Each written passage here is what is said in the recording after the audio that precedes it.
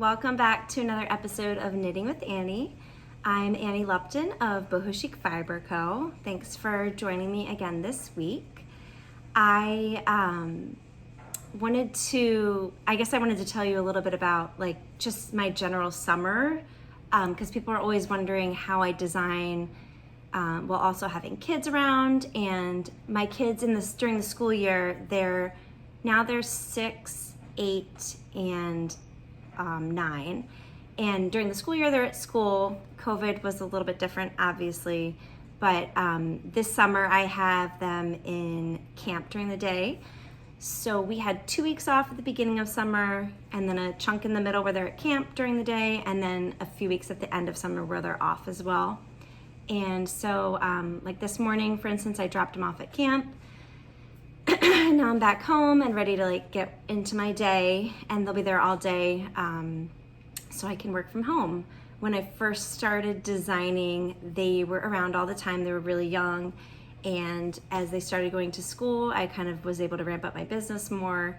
So now they're pretty much watched during the day at some point so I can get my work done. I don't think it wouldn't be possible for me to get as much done as I do if they were home the whole day. They would either be watching TV all day, or I would just get nothing done. Neither of which is good. So that's what we do. And so they're in camp. And other things that we've been up to this summer, my husband and I went on a couple overnight trips. We were supposed to go away for our 10-year anniversary last summer, but that was when COVID was really amping up, and so we had to cancel those plans for that trip. So this summer we've been doing a couple little things. We spent a night in Boston and just went out to a nice dinner and went to a museum there. And then last week we went to Gloucester on the North Shore in Massachusetts, Gloucester Rockport area for a couple days overnight just to kind of get away. We finally have his parents live nearby, so we finally have some help with the kids, more than most of our lives we have. And now that everyone's vaccinated, they're happy to watch them a little bit here and there, so it's been kind of nice for us. And we live on Cape Cod, so we're at the beach a lot, just doing all the summer activities here. And yeah, that's kind of what I've been up to in general in the summer. I work during the week. I try to take the weekends mostly off. I'll do some knitting and stuff, but I make sure to not answer emails on the weekend. And I just give myself a little break from the editing kind of work so that I can have a real break. So I'm fresh and ready to go on Monday. And yeah, so that's kind of how our summer's been so far. And I do have a few questions that you sent in to get to today, and something to share as well. And just check here. So a couple people have been able to get questions in through that Google Doc. And if you can, great. And if you can't, just leave a message below in the comments with a question if you have one. That's totally fine. I'll check those as well. And I'll try to figure out the whole Google Doc thing at some point. Sorry. So yeah, so before we get into your questions today, I wanted to follow up quickly. A couple people had, more than a couple of, several people messaged me or sent me kind of personal notes about when I had chatted about miscarriage and postpartum depression on my first episode. And it was no questions, kind of just messages of, they totally get it. They'd been there. They'd been through something similar. So it resonated with people. So I kind of want to just follow up on that. And just to say, for those women who have gone through similar things, I totally understand. I'm glad that me chatting about it was helpful in some way, or that you resonated with it. So I'm really glad about that. And, the thing I just wanted to share is, if you're going through something like that, any mental health thing, but, particularly if you've struggled with having a miscarriage, getting through that, or postpartum depression, there's a lot of help out there for you. Like I said, I was not very good. I did not get the help that I really should have gotten. And I think it was hard to see at the time. I kind of just said, well, these are my circumstances right now and it's hard, but I'll get through it. And I did get through it. But if I had had a friend who had been thinking things and feeling the things that I was feeling at that time, I definitely would have said, you need to get help. So looking back now, I can see that I really would have benefited from talking with my doctor or a therapist or both. So I definitely want to just encourage anyone who feels that way. Don't feel ashamed or like something's wrong with you if you need to ask for help. I definitely encourage everyone to ask for help if they're going through that sort of thing, because there are professionals. It's not, it's not normal, but it's part of their training to help you through these kind of situations. And so I definitely want to encourage everyone to seek out help if they need it. All that saying, I didn't do that, but there was one thing that I did that really did help me get through that time. And I know that it's also something that doctors or therapists would probably, most of them would probably recommend as well, to exercise as part of your journey back to feeling like yourself again and feeling good. Obviously the most important thing is talking with a doctor and getting help. But in addition to that, the one thing I did was exercise. That just is the one thing that I found that really helps mostly my anxiety. Mostly after my son was born, I had really severe anxiety, and I started having anxiety attacks. I had just a few of them. I'd had one years ago, but I had a few after he was born, and I started it was really young. He was whatever the minimum age was to allow newborns at the Y. I signed up and we went that day. I think it was 2 months, maybe 8 weeks. I can't remember, whatever it was. I got a membership at the Y, which was a big deal to us then. It was, not cheap for us, but I needed it. I knew I needed something for my mental health. And so I was able to go and drop all 3 kids off. They watched them for an hour or so, and I would work out and just have quiet time to myself. And that, I feel it saved my life. I know it sounds kind of dramatic, but nothing has helped me consistent exercise for my anxiety. And I still, to this day, I exercise most days. I've gone through a variety of things. For a while I did the Y, and for a while I was running pretty much daily. I did hot yoga when I was in Michigan for a few years, a few times a week as well, and loved that. I kind of missed that. There's just nowhere around here to do it. And then I got into cycling. Now I mostly do cycling indoors at home. But I would just suggest, if you're, for any mental health really, but especially if you're going through that kind of stuff, taking the time to take care of your body. There's something about completing the stress cycle and just kind of being able to just get that energy out in a way. It just really makes your body feel so much better. And my mental health is a world different when I exercise as opposed to when I don't. So I would just suggest finding something that you personally like and that you find fun.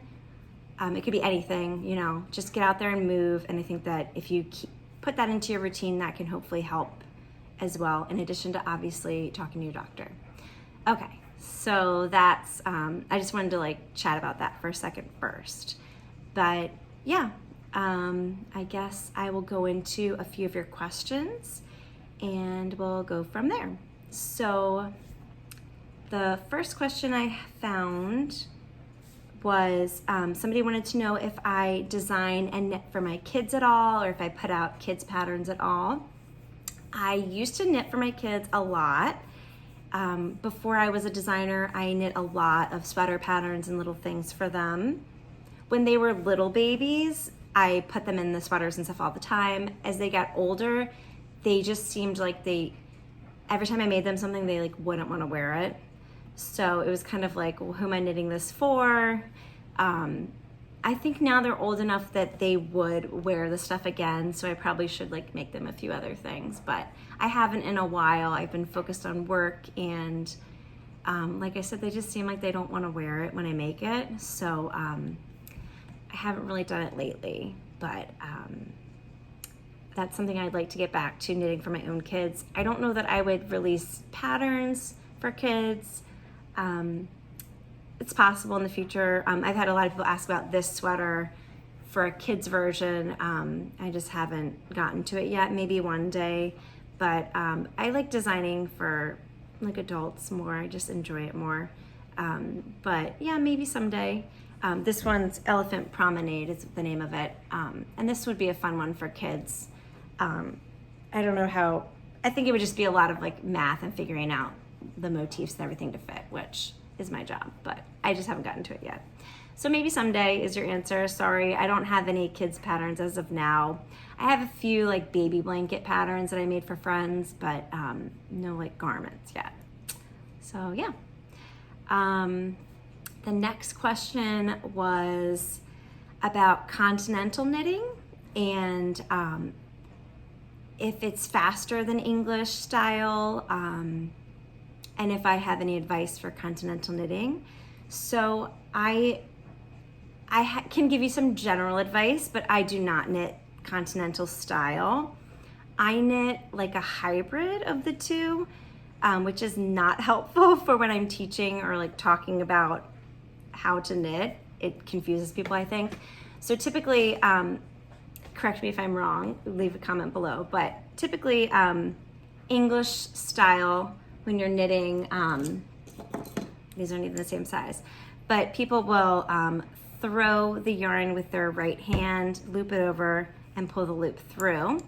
Whereas continental, you're holding it with your left hand, and you're kind of more hooking it with the right needle, but it's always on the left side and you're hooking it, from what I understand.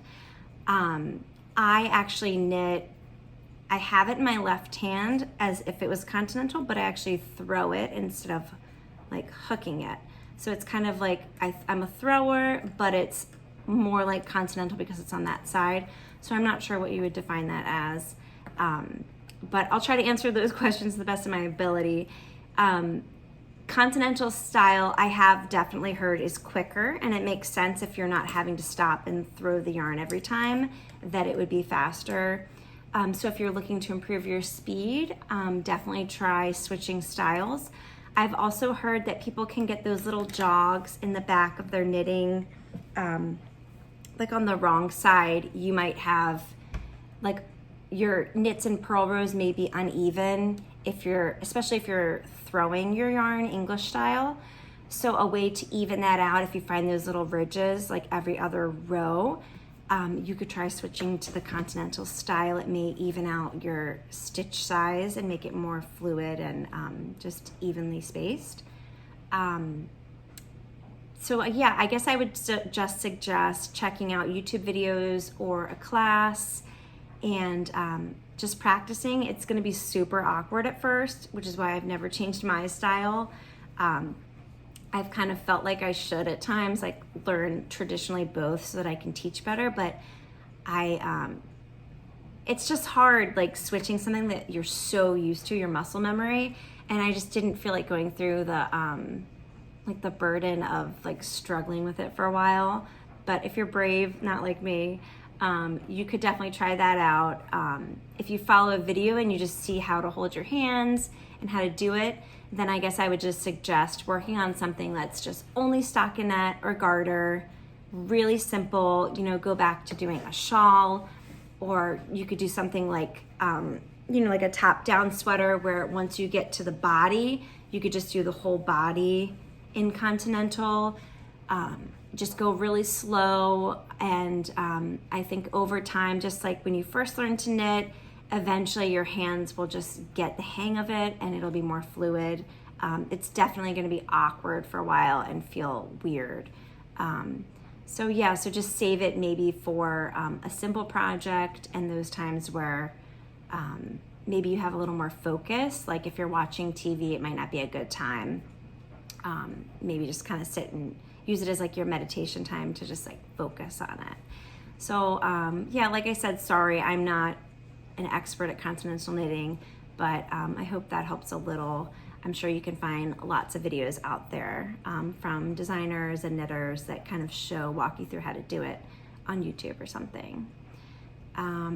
Okay, so I do have one more question, and then I was going to show you something exciting that I got that's new that I was really excited to share.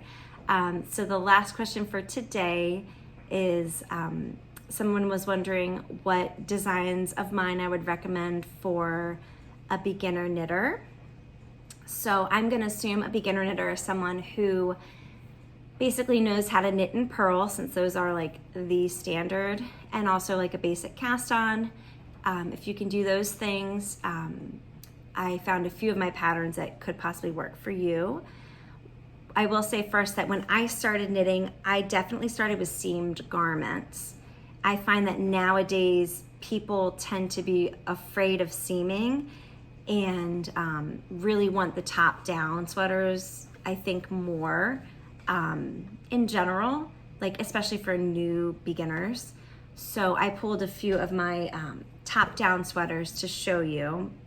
And but if you do find one that's flat knit and seamed on the sides and up on the shoulders, it's not a big deal at all. It's just one more YouTube video look of how do I do this seam, and just going slow, and you can totally do it. So don't be too intimidated by if something has some seaming in it. It's really not that difficult at all. But I did pull some of my top down ones. All of my top down sweaters, actually in the back, I do short rows. So short rows are, you know, you probably don't know how to do them if you're a beginner, but again, they're not hard. And I like to use the German short rows. You can see how there's extra fabric here as opposed to on the front. And that allows the front to dip down a little more and gives it just a little bit of shaping. And I do short rows on the back of all my top-down sweaters, unless there's a design aspect where it interferes. But most of my patterns will have them. And like I said, I use the German short row style. Maybe I didn't say that, but that's what I prefer. And it's really simple and easy. And in my patterns, I include a link to a video that I've made on the German short row style. So it's definitely beginner friendly. You're just turning your work and like pulling the yarn over and turning it back and knitting back and forth. So you could check out those videos if you look at my channel for German short rows, or if you were to get one of these, it'll be in the pattern as well. So the first one I pulled is Retro Rings. It's a really simple little slightly cropped tee. There's no carrying yarn, it's no color work, it's just like bands of color. And this one's just simple top down, it's all in stockinette. So that would be a really good, easy beginner pattern to try. Another one, this is probably the most popular of the ones that I pulled today, is the raise crop. And this one is nice because it's like a chunky weight wool. So it's really fast to knit up, which I know as a beginner, sometimes you're like, I just want to finish something. So this could be a fun one for that. And this one has these little rays of slipped stitches that work their way down the yoke. And again, that's really simple to do. You're just slipping the stitch purlwise, and the other stitches are all in garter stitch. So you would have to knit and purl for this one in the round. And then, the pattern will explain when to slip these stitches, and it just gives it that fun little detail around the yoke. And again, this one has short rows, I think, in the back. I may have put them, actually in this one, I may have put them below the motif, which is another place that people can put short rows in. So this would be another really great, simple beginner sweater. It's called Raise Crop. And then similar to that one, this one is the Puff Crop, and it's also in like a nice chunky weight yarn, and I'll show it up close. This one has these little purl ridges that kind of puff out and creates like kind of like a little puffy look. And this one's really fast too. It's on big needles, Same idea. There's some short rows in the back. On the top there, you'll see there's like extra little sections up there. And you're just following a simple pattern of like 2 rounds are worked in purl and 2 rounds in knit, and you're just going through the whole thing that way. So this would be another really good, quick beginner pattern. And then I have, this one is Retro Fuzz. So it's kind of like a play on that Retro Rings one that I showed earlier. With these two, I was trying to pick, I really have a thing for like 70s, 60s and 70s kind of like style. So these colors just felt very retro to me. It was inspired by those like retro beach posters where it's blocks of color with like a palm tree or something in front of it, or a wave. So that was what this one was inspired by. And then I found this yarn and I just loved all these colors together. And they also just really looked very retro to me as I was working on it. So I named this one Retro Fuzz because it's like a fuzzy mohair. And this one, well, all of them are gonna have increases in the yoke, which I use either the invisible lift increase, which again, I include a video for, or make one left, make one right, which there's lots of videos for as well. So it's just a matter of going slow and watching the videos either that are in the pattern, or if you find a pattern that doesn't have links to the videos, you can still search the term and see how to do it. So yeah, so Retro Fuzz is another good example. You can do this in just a fingering weight as well. Mohair can be kind of tricky to knit with, so I wouldn't necessarily recommend using all mohair. If you're a newer knitter, it can be kind of a headache, but definitely you could sub in a regular fingering weight yarn of your choice. And this one also has the a rolled collar. So if that seems too intimidating for you, you could just do a regular ribbed collar. This one's knit a little extra long and then you fold it over and seam it on the inside. So if that seems like too much, you could just do a regular collar, but it adds kind of a nice thicker detail up here. So that's an option. And then the one other one that I grabbed that seemed pretty simple is my boho shell pattern. This one is like a little layering tank kind of, and it's got a little open slit on the side. It's really simple. Again, it's all stockinette with some ribbing at the bottom. The neckline has some ribbing as well. And you don't even have to seam the shoulders. It's a 3 needle bind off, which is really like the easiest way to do any kind of seaming. And I think I include a link to it, and if I don't, that's one that you can really easily look up as well. So with this one, you're just working in the round up to the armholes. Well, I think you start flat, sorry, because it's open on the side. So you're gonna start each side flat, and then you'll join it and work it in the round all the way up to the armholes. There's a little bit of armhole shaping here. It's just a matter of doing some knit 2 together or SSK stitches at the edges, which again, I think is pretty simple. It shouldn't be too hard for a new beginner. And then once you get to the shoulders, I add a little of the shoulder shaping with the short rows and seaming the shoulders together with that 3 needle bind off. And then on this one, I do pick up on the edges and do an I-cord bind off on the sleeves. You can see right there, this kind of stretchy looking smooth edging here. And that just allows it to have a really nice smooth finish. You could leave it off if you were too intimidated, but again, it's really not that hard.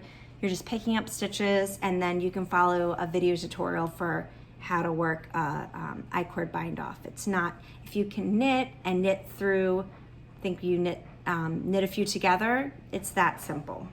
So basically I would encourage anyone who is a beginner to just go slow. I learned everything by figuring out myself or watching videos online. So it's totally doable. I would just say maybe stay away from the ones that have like really crazy constructions where you're like picking up stitches and knitting to lengths and like adding things on. maybe wait on those, like things like pockets, maybe wait on, but a little bit of seaming at the sides or shoulders shouldn't scare you too much. You could totally do it. I'll include links to these ones below. And if you think of any of my other ones that are really simple, feel free to leave a comment below for others. If you're familiar with color work, if you've done that, then any of the color work top down sweaters are like pretty easy to do. If you've never done color work and you want to try it, I would recommend maybe, I don't have any here, but maybe working on like a cowl where you're in the round doing color work. That would be the simplest way to maybe start practicing that.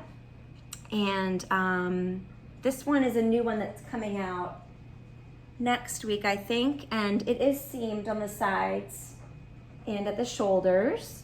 But besides being seamed, it's also like a really good beginner, basic, simple kind of a pattern. It's just some knitting and purling and a little bit of shaping. So check in next week if that looks interesting to you.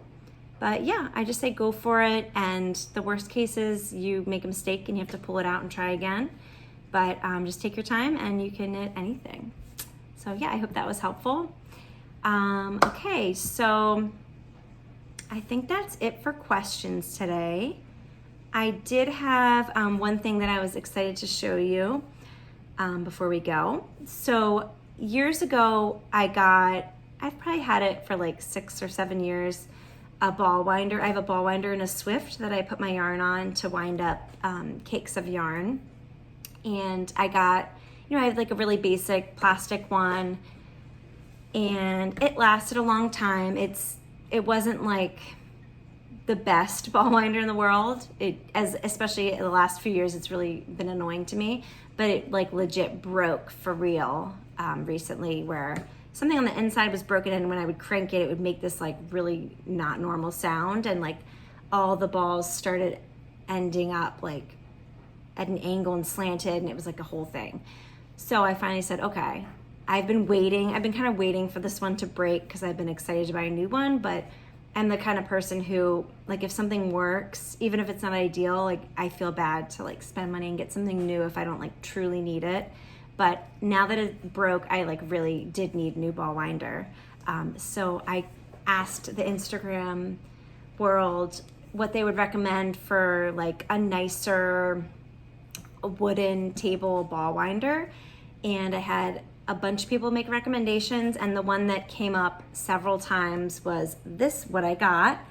It's from the Fiber Artist Supply Company. So if you're looking for one, I 100% recommend it. It's been amazing so far. I'll kind of hold it up and show you. There's a little bit of assembly required, but it's really basic. Just put a few screws in here and there. So I still use my same Swift that I had that I put the yarn on, and then all you do is you feed it through these coils and put it through the top here, the yarn, and then there's this little spinny thing with some pulleys, and it just spins. It's so quiet, you guys. It's like silent. My other one it creaked, and I honestly didn't mind the creak. It was kind of like endearing, like, oh, a little creaky old thing. But it got really loud at the end because it was kind of broken. So this is just like on the table.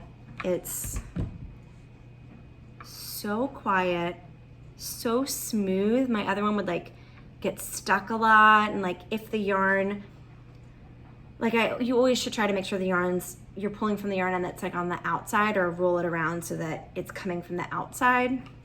But if it ever was like on the inside kind of stuck, the other one would freak out and it would get stuck, and it was a whole thing. It was just a nightmare. This one, you guys, I feel like it's changed my life. I know that's dramatic, but it was not cheap. But, considering this is my job, I, decided to just splurge, and it's 100% worth it. I totally recommend it. Again, it's the Fiber Artist Supply Co.